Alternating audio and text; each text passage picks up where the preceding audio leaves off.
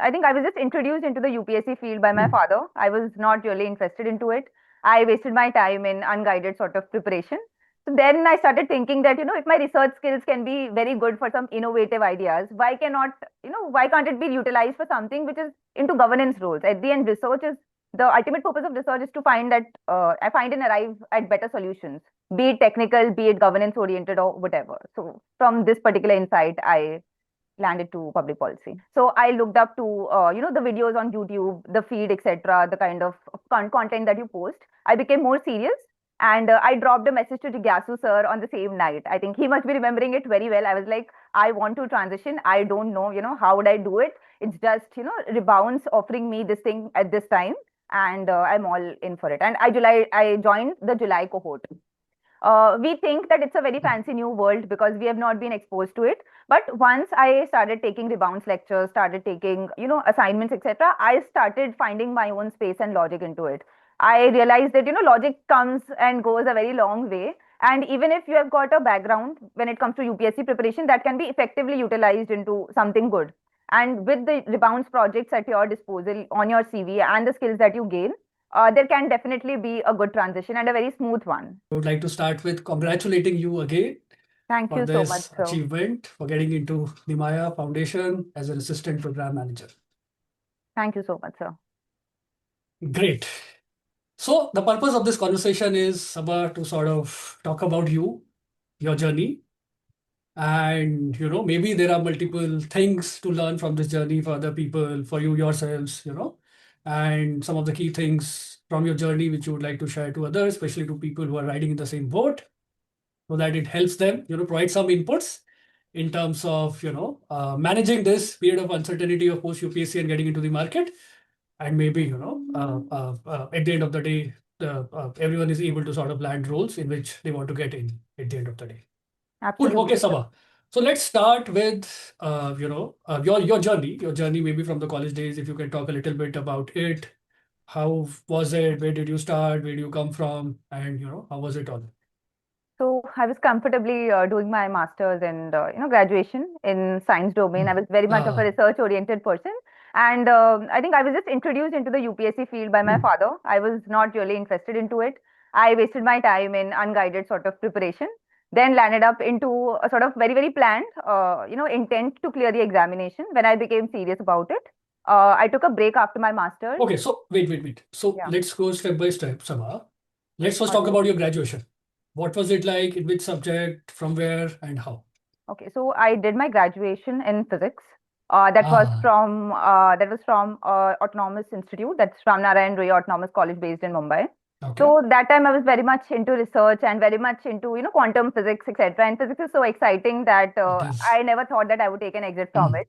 Neither did my friends think the same because I had very good marks, etc. Then when I completed this, I got slowly introduced to the UPSC domain. As I stated that I was not serious about it, So when did explored. this happen? You went to physics, graduation, Yes. not planning to get into UPSC side of things. So like, how did it happen? A lot of people I talk to, they say that, look, it was a seed, the seeding happened during childhood. Yes. Some people say So, that the seeding happened due to some events in college. How was yes. it for you?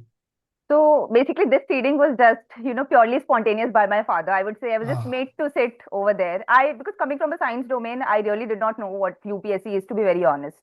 So right after 12th, I was sitting into those classes, which made no sense initially. Then later, I understood the reality and, how things move ahead with respect to governance structures. Then still, I would say that I managed both roles. I was doing the same two board sort of situation, doing masters and again studying for UPSC. So it was very tough 5 years that I had. Then I okay. took a So, break. uh, you do a graduation in physics, then you get into a master's program is it It's science or University of Mumbai. Yeah, it's masters in applied physics. master's in applied physics? Brilliant. Yes. That was a very brave decision, I would say. Yeah, Very very few people brave. in India do it, to be honest.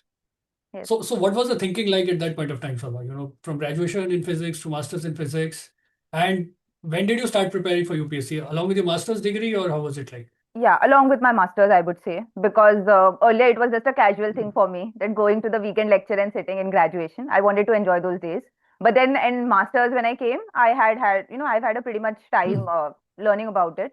I was a bit more serious also, but I did not now know how exactly to divide the time and seriousness. So then I thought that I'll do my master's very nicely. I was the University of Mumbai topper also in my Ah, batch. And nice. then 1 year completely, I gave it to myself that I'll sit back at home, 23, 24, gave my first attempt, and then things eventually made more sense. Got it. So basically, once you completed your master's, that's when you seriously got into UPSC and you Yes, gave your first attempt. yes. Okay. So, how was this journey like? UPSC, for how long did it happen and how far you managed to reach? So my serious preparation, I think, it began in somewhere around 2022 for UPSC. It became with, it started with a private tutor teaching me. Then me getting into actual what, edtech domain is. It was very new for me how to choose UPSC edtech for getting the best resources and getting the best learning experience. So, Then what do you mean by edtech here? Sorry. so basically, while I was doing offline based coaching, I had a lot of complaints from there that the teachers are not good, and I literally left it on my own, on my own feeling that this will not work for me. And I'm glad that I took that, hard decision. I moved into finding better teachers for myself. Finally landed with a very good mentor, and things happened very good since then. Cool, cool. Sounds good. So, how long did this like UPSC phase continue for you, Sabah? So I think 2021 to 2026 effectively now when I'm transitioning. So around 4 5 Mhm. years I've spent into it. Like full time preparing for UPSC. No, 2 years were part time till 2023, along with my masters. From 23, it's full time. Ah, okay. Got it. Got it. Cool. So, how was this journey like, Sabah? And also, walk us through what was this moment when you felt, look, this is enough. Now I need to think about what next. Okay. So this happened, when I did not clear the prelims in 2025. I still remember that I could not find my name in the list. And then I was very, very disappointed. I was like, the entire hard work that I have done for that particular attempt is just waste now, right? So what do I do now?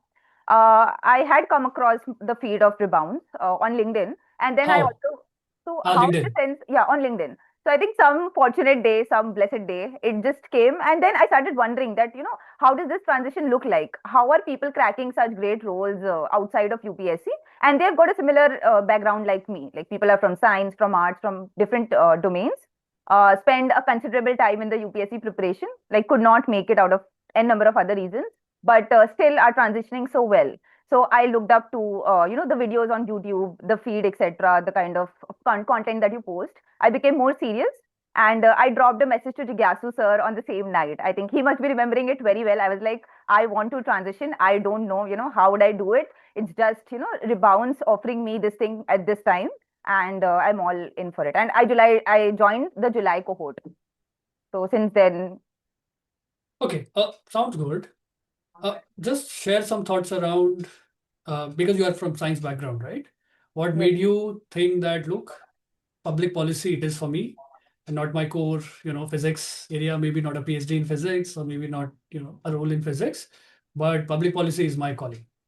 Well, I would say that the best of the research solutions, like I was working on healthcare related projects in my master's.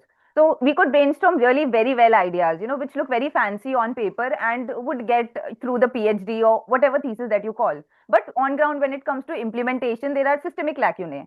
Like best Mhm. of the solutions cannot be implemented on ground because there are very hard socio-economic realities that the country is facing. So then I started thinking that, if my research skills can be very good for some innovative ideas, why can't it be utilized for something which is into governance roles? At the end, research is the ultimate purpose of research is to find that I find and arrive at better solutions, be it technical, be it governance oriented or whatever. So from this particular insight, I landed to public policy. Great. I talk to a lot of people, Sabha. What happens is, especially people, who comes from a engineering or science background, they're usually in a dilemma. Am I in public policy, like for all times to come, or am I just, sort of exploring waters? Will I be able to make a career in public policy? Will I not be able to make a career in public policy? Should I go back into my core field, or should I explore public policy and stuff like that, right? Uh, so just want to understand what was your mindset and any particular thing which convinced you or which made you stick to this journey with conviction. Okay. So initially, it's very difficult to take that hard decision that, that I want to move away from UPSC consciously and step into a complete new world. We think that it's a very fancy new world because we have not been exposed to it. But once I started taking Rebounce lectures, started taking, assignments, etc., I started finding my own space and logic into it. I realized that, logic comes and goes a very long way. And even if you have got a background when it comes to UPSC preparation, that can be effectively utilized into something good. And with the Rebounce projects at your disposal on your CV and the skills that you gain, there can definitely be a good transition and a very smooth one because you handhold at all of the interview stages. So yeah, transition is easy, provided that you are in the right hands and you have done the right upskilling. Great. Okay. Sounds good. Now let's talk about your journey. Okay. You said that you joined us July of 2025, right? That's when the coursework, etc. starts. I'm sure you might also be applying for roles in the market since then, or maybe slightly later than that, right? No, I actually did not apply for any because Mhm. I would say that I was busy doing the project. And then while I was just trying to get a start from it, I landed onto the Nimaya's role. And that was the very first role that I was interviewed for. So I don't have any prior experience. Okay, great. That is even better. Cool. So Yes. let's talk about this particular role. Let's talk about the journey with respect to this role because it was not linear, so to say. They did test you thoroughly, from start to end on every aspect of the profile before they started, like they decided to go ahead with you. So let's talk about that. So how did this entire journey pan out, from your application to the final offer letter? So I think you understand how to optimize the LinkedIn profile and use it to the best of your advantage while you are into this program. So that particular thing is taken care of.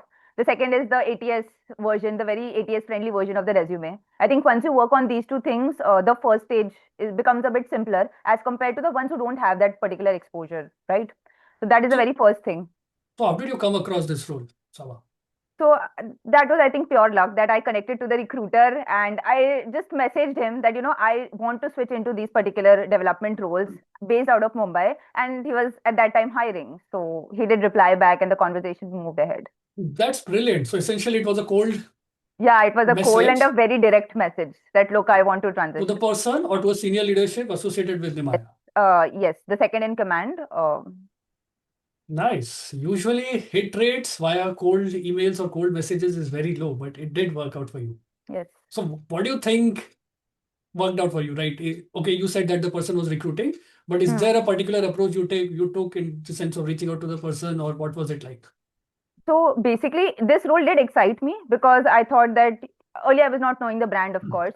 But when I looked onto the job descriptions and the eligibility, I thought that I can really do it because there is no entry restriction with respect to development sector roles or impact consulting roles. So I thought this is open to all sort of talents, and once I represent my own merit and talent over there, there is a definite chance to clear it. So with respect to my alignment with the role and openness of it, I went ahead and did it.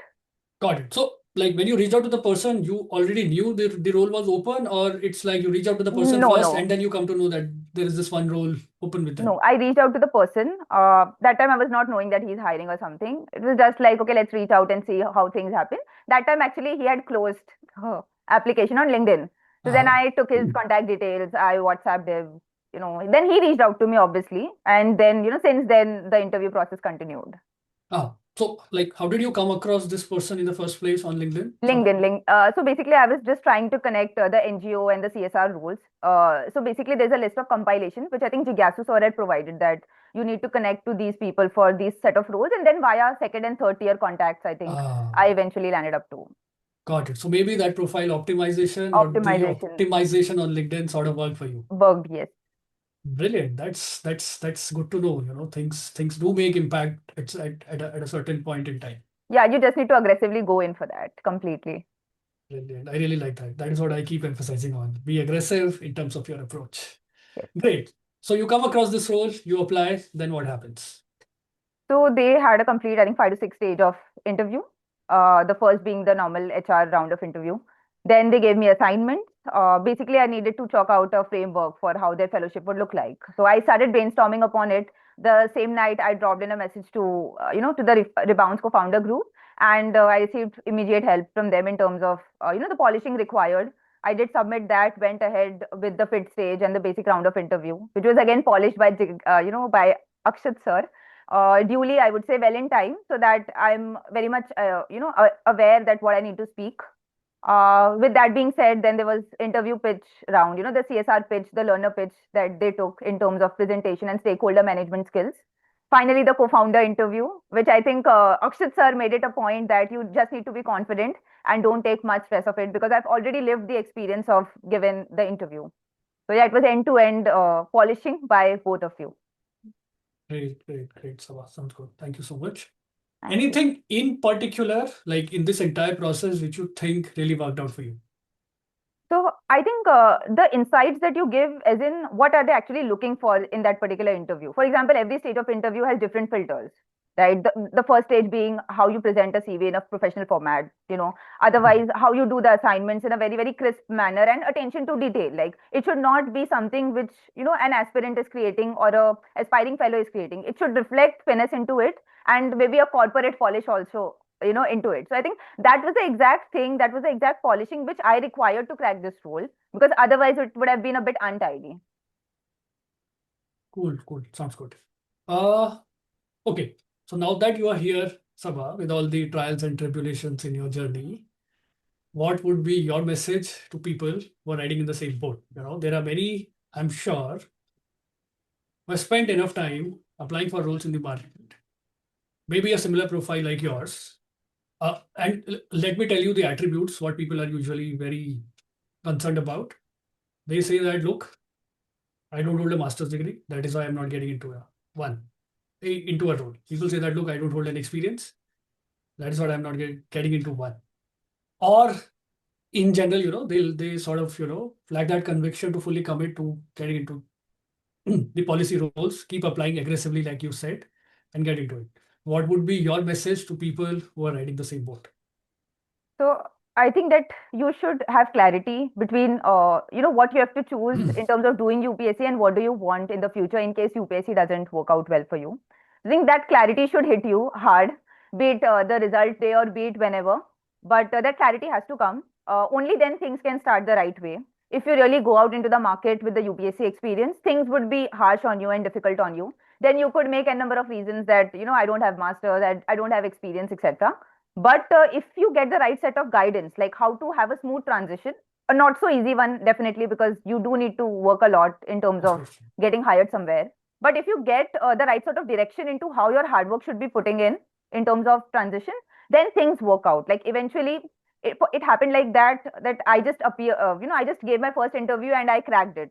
Right. So obviously the journey is not the same for many others. There might be many things which they would be learning in due course of time, but just go in and apply. As as Akshat sir always says, that the JD is just aspirational, so don't take sorry, the eligibility criteria and the JD, like both of them are just aspirational. Don't take it too hard at the very face value and just negate all of the possibilities of you getting into that role. So just go and apply for that. If you are the right fit, you will definitely be hired by the market. So don't underestimate your worth right from, at the very basis of your own, positives and negatives. Go ahead in the market, apply and explore. Yeah, I would agree to that, Sabha. I think you got to be confident from the start, right? Only Yes, when you're confident, the recruiter can be confident in you, on you, right? yes. Brilliantly put. I think Thank you. one of the things which people should learn, at least from your journey and your profile, is experience is not necessary. Yes, Conviction is. conviction is. Staying the course is very important with conviction that things would happen. Well, also, I would like to add a point over here that, the concept of logic, while you just enter this UPSC field, you just start mugging up things and logic just vanishes from your dictionary. You start becoming illogical, you start becoming a ratafy sort of person. But at the end, it is the very core skill which can, land you a job anywhere, I would say. So keep your mind open even while you're doing UPSC, so that you don't have to face the related consequences, elsewhere out of the UPSC journey. So yeah, have an open mindset anywhere and everywhere that you are. Great, Sabha. Sounds good. Sounds good. Uh, any final thoughts for our audience before we wrap up this conversation? Again, learning from your own journey, your own experience, or from your experience of working with us in the last 6, 7 months? So the experience has been great. There has been hand-holding at a very personalized level, and you get to, whatever the interview stages are scheduled for you, the right sort of assistance that you need for that, you are already in advance knowing what are they screening for. So you can definitely practice a lot when it comes to using AI tools or other tools and get prepared for the D-Day kind of thing.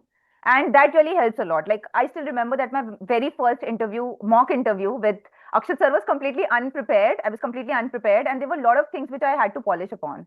So, had I not gotten that chance to conduct, to have that mock interview with Akshat sir, I think I wouldn't have landed to the even the second stage of the interview. So it's only when you practice and only when you step into the shoes of that particular role that you understand the seriousness of it. So yeah, be serious at whatever role that you're applying for and try to give it your best shot, because sometimes giving the best shot is the bare minimum that you can do. Like that. Thank Sometimes giving the you. best shot is the bare minimum thing. You can do, yeah. Correct. That makes total sense, Saba. Cool. Thank you so much, Saba. Thank you for your time. And Yeah. we hope you have a really fruitful career ahead. And as you know, once a Rebounce family, always a Rebounds family. We are not going anywhere. Anytime in future, if you need anything from our side, guidance, support, mentorship, or anything else, please feel free to reach out. Absolutely, I think. Thank you so much.